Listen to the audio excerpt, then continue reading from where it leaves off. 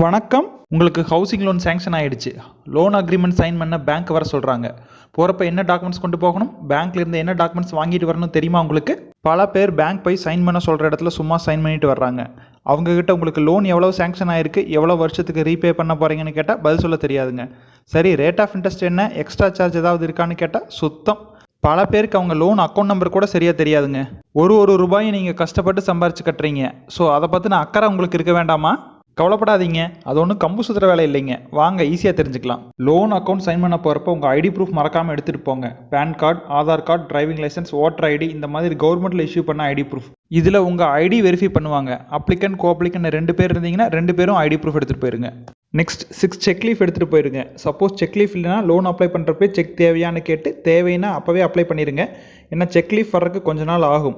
Check leaf கொடுக்குறப்ப பிளாங்காக கொடுத்துடாதீங்க. இதில் loan account நம்பரும் அமௌண்ட்டும் ஃபில் பண்ணி கொடுங்க. அடுத்து உங்கள் லோன் ப்ராப்பர்ட்டி டாக்குமெண்ட் பேப்பர்ஸை மறக்காமல் எடுத்துகிட்டு போயிருங்க. லோன் அக்ரிமெண்ட் சைன் பண்ணுறப்போ உங்கள் ப்ராப்பர்ட்டி டாக்குமெண்ட்ஸை பேங்க்கில் சப்மிட் பண்ணுற மாதிரி இருக்கும்.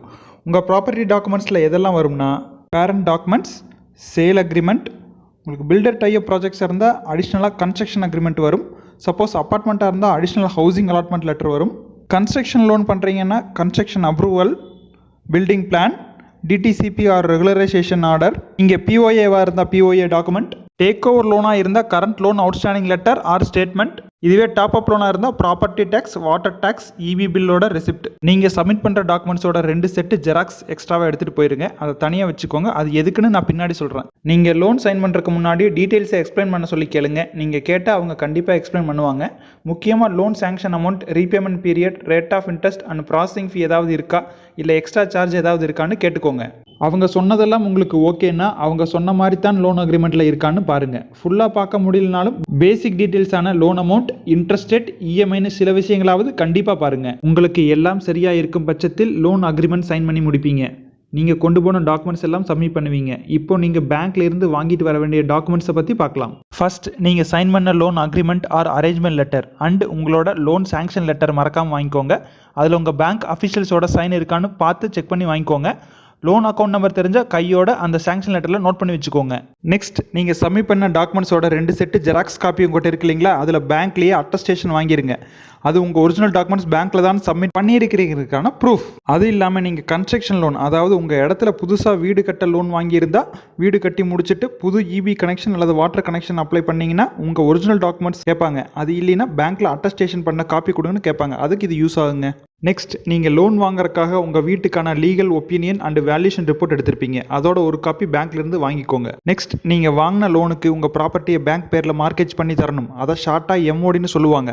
அந்த எம்ஓடிக்கான ஸ்பெசிஃபிக் ஃபார்மெட் இருக்கும். அதையும் அண்ட் எந்த ரிஜிஸ்டர் ஆஃபீஸில் நீங்கள் எம்ஓடி பண்ண போகிறீங்களோ அந்த ரிஜிஸ்டர் ஆஃபீஸ்க்கு பேங்க்லேருந்து ஒரு லெட்டரும் வாங்கிக்கோங்க.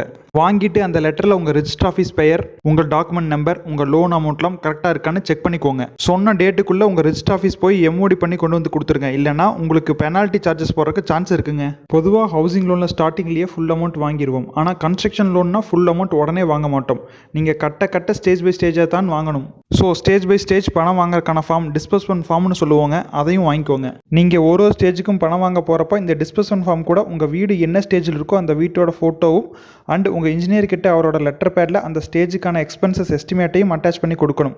சப்போஸ் கட்டி முடிச்சு லாஸ்ட் ஸ்டேஜ் வாங்குறீங்கன்னா ஹவுஸ் கம்ப்ளீஷன் சர்டிஃபிகேட்டும் கூட சேர்த்து அட்டாச் பண்ணி கொடுக்கணும். தென் நீங்கள் லோன் ஃபுல் அமௌண்ட் வாங்கின பிறகு உங்கள் லோனுக்கான இஎம்ஐ ஸ்டார்ட் ஆகும். நீங்கள் லோன் அக்ரிமெண்ட் சைன் பண்ணுறப்பவே ஆட்டோமேட்டிக்காக உங்கள் அக்கௌண்ட் இருந்து இஎம்ஐ எடுத்துக்கிற மாதிரி கொடுத்துருங்க.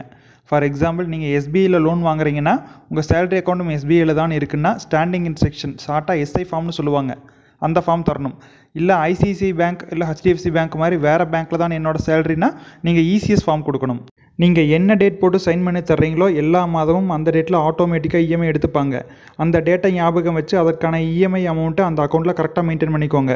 சப்போஸ் நீங்கள் ஆட்டோ டெபிட் இஎம்ஐக்கு ஃபார்ம் கொடுக்காமல் போயிட்டு 3 மாதத்துக்கு ஃபுல்லி இஎம்ஐயும் கட்டாமல் போயிட்டீங்கன்னா உங்கள் லோன் அக்கௌண்ட் என்பிஏ ஆயிரும். என்பிஏ ஆனால் உங்கள் சிபில் ஸ்கோர் குறைஞ்சிரும். உங்கள் சிபில் ஸ்கோர் குறைஞ்சா அடுத்து நீங்கள் லோன் வாங்குறது கஷ்டமாயிரும். ஸோ இஎம்ஐ விஷயத்தில் கரெக்டாக இருங்க. நீங்கள் ஹவுசிங் லோன் வாங்கினா கண்டிப்பாக உங்கள் வீட்டை இன்சூர் பண்ணுங்க. ஏன்னா பேங்க் உங்கள் வீட்டை பேஸாக வச்சு தான் லோன் தர்றாங்க. சப்போஸ் எப்போவாவது நிலநடுக்கமோ இல்லை பூகம்பமோ இல்லை ஃபயர் ஆக்சிடென்ட்டோ ஆகி உங்கள் வீடு பாதிச்சா அந்த இன்சூரன்ஸ் மூலமாக பேங்க் கிளைம் பண்ணிப்பாங்க. இதெல்லாம் தாங்க நீங்கள் தெரிஞ்சுக்க வேண்டிய விஷயங்கள். இந்த வீடியோ உங்களுக்கு யூஸ்ஃபுல்லாக இருக்கும்னு நினைக்கிறேன். யூஸ்ஃபுல்லாக இருந்தால் உங்கள் ஃப்ரெண்ட்ஸ் அண்ட் ரிலேட்டிவ்ஸ்க்கு ஷேர் பண்ணுங்கள், அவங்களும் தெரிஞ்சுக்கிட்டும்.